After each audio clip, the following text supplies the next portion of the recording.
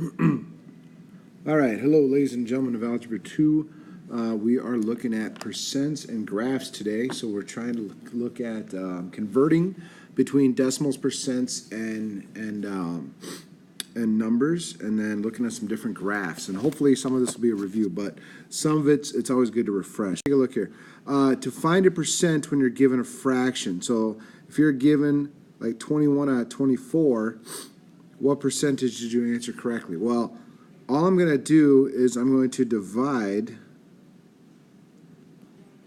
okay, and I'm going to get a decimal answer, and then multiply by 100, and that will be my percent. So if I take 21 divided by 24, 21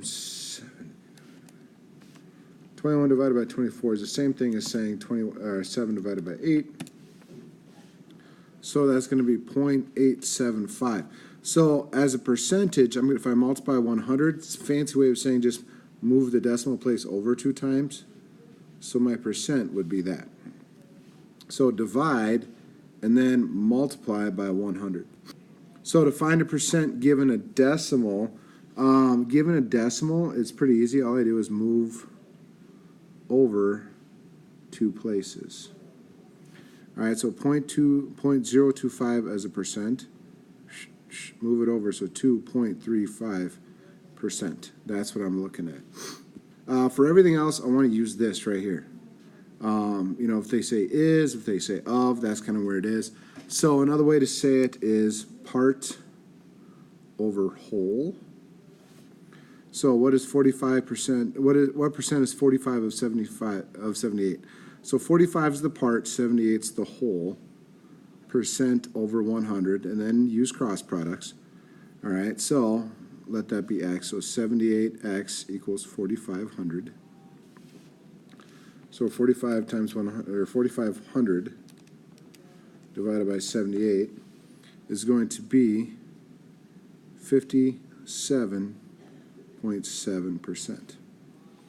All right, now in percent of 45 is 115. So 115 equals percent over 100. So again, let this be x or whatever. So it'd be 115x equals 4,500. Divide by 115, divide by 115. So 4,500 divided by 115 is going to be 39.13. There's my answer. All right, last one down here. 12 is 15% of what number? I'll do that down here. So 12 is the part. I'm looking for the whole. It's 15% over 100. 12 is, I'm looking for this. So it'll be 15x equals 1200. Divide by 15, divide by 15. X is going to equal 80. There's my answer. All right, percent increase, decrease is easy. Difference divided by original. And then you just got to think a second, am I getting bigger or getting smaller? So if I look at this one, number one, number of students at Franklin High School increased from 840 to 910 over a 5-year period. What was the percent increase? So I take 910 minus 840 divided by 840 because that's my original amount. So I'm going to take 910 divided minus 840 divided by 840, and that's going to give me 0.0833. So my percent increase would be 8.3% increase. So a TV was originally $400, now dropped to $345. What is the percent decrease in the TV? So I'm going to take 400 minus 345 over 400. So that'll be 55 over 400. So that'll give me 0.1375, which becomes 13.75%. There's my answer. So take a look. Find the total price of each item. So if I have an umbrella, it's $14. Discount is 20%. Tax is 6%. So they take the tax after the discounts, I'm going to take 14 and I'm going to multiply by 0.8. And I do that because if it's 20% off, that means it's only 80% of the original cost. I'm going to take 14 times 0.8. That's going to give me 11.2. Then if I times it by 0.06, that's going to give me 0.672. But realize this is just the tax. So I've got to add that to 11.2 and round it. So 11.2 plus that is going to give me 11.87. So there's my money right there. So after tax, it's going to be $11.87. So coming over here, dress is 70%, $70. The discount is $30. Tax is 6.5%. So I'm going to take 70, but this time since it's 30% off, the price is 70% of what it was. So I'm going to take 70 times 0.7. So that's going to be 49, right, times 0.065. Or if I really want to combine steps, I just go times 1.065 because this is the total plus the tax. So if I go 49 times 1.065, it's going to be $52.19. I know technically it's $52.185, but they're always going to round up in that situation. They're going to always try and charge you more. So let's take a look. Bar graphs. What does a bar graph look like? So Sports Magazine took a survey of its favorite readers, and here's their answers, blah, blah, blah, blah, blah. So what I want to do is look at a bar graph. So if I look at volleyball, volleyball is at 1,200, so I'm going to fill that in right there. So if I look at baseball, baseball is 900. That's going to be right about there, a little bit higher.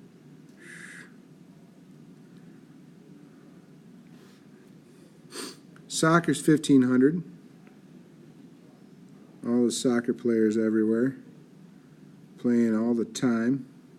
Football's 1,800. Yeah, this is America. We love our football.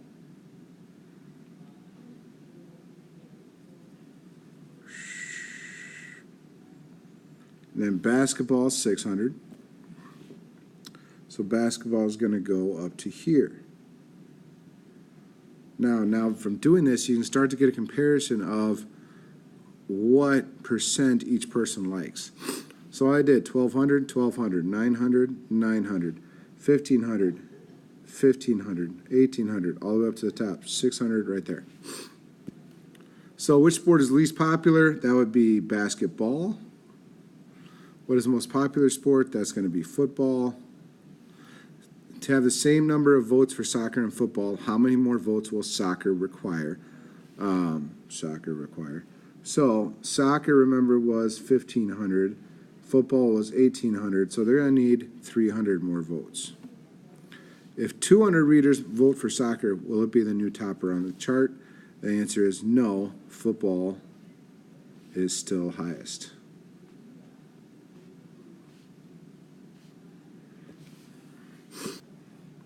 So for using data from the bar graph above, create a circle graph. So now a circle graph kind of gets created like this. All right, so you want to take the sum total of all the readers, and then you want to find a percent for each one of these. And I'm going to take that percent of each one times 360. Why 360? Because that's the number of degrees in a circle. So I want to take my sum total, so 1,200 plus 900 plus 1,500 plus 1,800 plus 600, and that's going to be 6,000. So now I want to figure out a percent of each one of these. So I want to take my number divided by 6,000. So if I take 1,200 divided by 6,000, so that's going to be 0.2. Baseball, 900 divided by 6,000. It's going to be 0.15. This is going to be 0.25. Football, 1800. It's going to be 0.3. And basketball is 600. So that's going to be 0.1.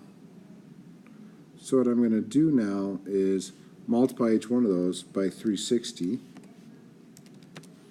And that's going to give me 72.15.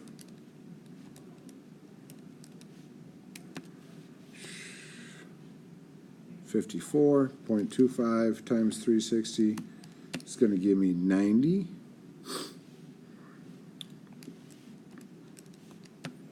This is going to give me 108.1 times 360 is going to give me 36. Okay, so now these are all my degree measures. All right, so now for my circle, I need to start looking at doing the best I can, you know, but it's not an exact science and without a protractor. So I know that 90 degree angle is going to be soccer, so that's going to be soccer.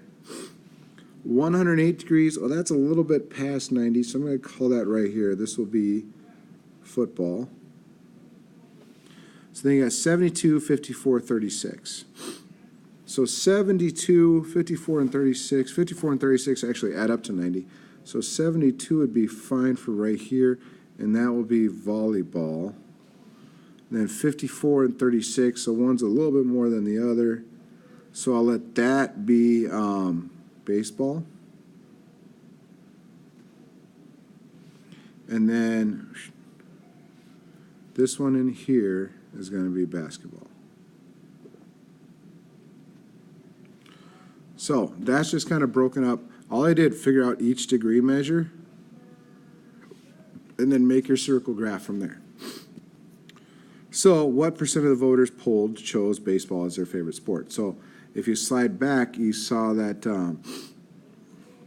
this is out of 6,000 again. So I can just start dividing.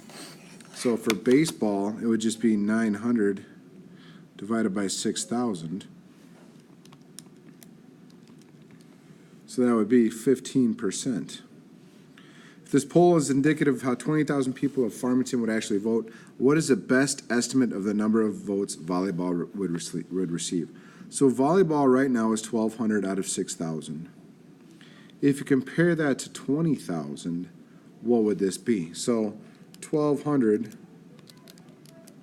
divided by 6,000 is going to be 0.2. So 20%. So now what I would do is take 20,000 times 0.2. So this would be 4,000 people. So this became 2% of what they did. So if they extrapolate that to 20,000, that's going to be 4,000 for my answer. So if you were to draw an accurate circle graph using protractor, what would be the central angle of the sector measure for each sport in degrees? And we kind of already did that.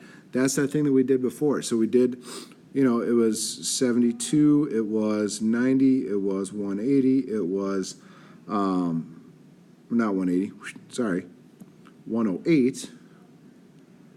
It was 36 and I think 54. All right, so there's my angle measures. But all I did to do that, remember, was take your decimal